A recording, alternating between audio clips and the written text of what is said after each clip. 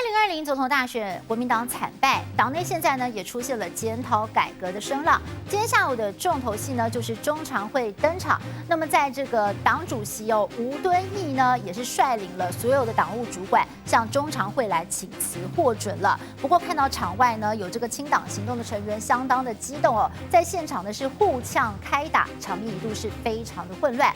而就在吴敦义离开之后呢，中常委们也随后召开了一场临时中常会，推举由中常委林荣德来担任代理党主席。到3月7号的时候呢，要举行投票，产生新的党魁。那么在中常会里面呢，国民党也检讨了这次为什么会输得这么惨呢？主要有7个重点。第一个呢，就是讨厌民进党中不敌芒果干发酵。第二个呢，就是两岸论述国民党没有办法掌握话语权，没有办法因应当下的变局。还有就是遏制网军带领风向，候选人的品牌形象饱受挑战，难以争取中间选民的认同。第4就是高雄市长胜选模式没有办法复制，选战策略选择失误，还有就是党内不团结辅选力道仍待加强，以及不分区名单没有符合外界的期待。最后呢，就是青年参与政治程度高，不受青年人青睐。那么现在大家最关心的就是未来谁能够带领这个100年老店继续向前呢？呼声比较高的包括了前新北市长朱立伦，还有新北市长侯友宜，以及刚刚连任成功的立委蒋万安，都被点名。你们要不要脸？有一点羞耻心，你们都应该辞职。各路人马包围国民党中央，要党主席吴敦义打包走人。亲中派从场外吵到场内，和国民党中常委爆发推挤冲突，挺吴反吴，双方一度打起来。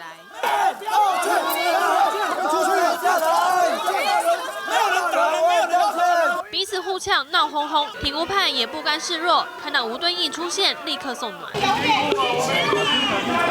吴敦义略带哽咽接下花束时，仍一脸哀伤。挺吴派激动哭喊：“主席加油！”但2020大选国民党挫败，吴敦义被点名是最大战犯，不能不向现实低头。对不起，没有能够达到胜选的目标。我要讲一句，我会对我的职责。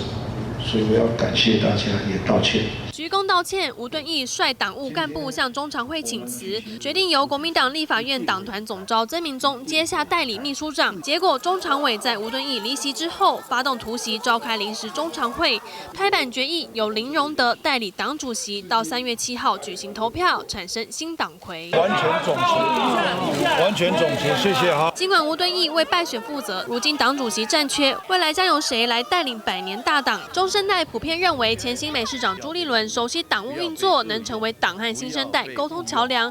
也有人点名新北市长侯友宜拥有民意基础，还有连任成功的立委蒋万安。选前就表态要参选党主席的谢龙介，都是下一届新任党主席热门人选。国民党能否重振旗鼓，恐怕得先抚平党内矛盾。我跟张院长向大家深深的一鞠躬。2020大选，国民党兵败如山倒，如今败选报告出炉。韩国瑜绕跑市长骂名，遭质疑诚信。报告直接点出，韩国瑜议会备询跳针回答，政见逐一跳票，品牌形象备受挑战，加上无法复制高雄市长胜选模式，更批韩国瑜竞选团队无法配合地方中央选战策略错误。如果我自己贸然的说好，我退出这个纷争，我对不起国民党。吴思怀将军的问题，因为在今天的常会没有讨论到，党内许多的同志都纷纷的提出他们个人的看法。我们的论述的确是需要有一些调整。在经历了这一次败选之后，党内有非常多的同志也对9二共识的部分提出了一些看法。报告甚至分析，讨厌民进党终究不敌亡国感，蓝营的两岸论述没有及时掌握话语权，说一中各表的9二共识被民进党扭曲成一国两制。2020，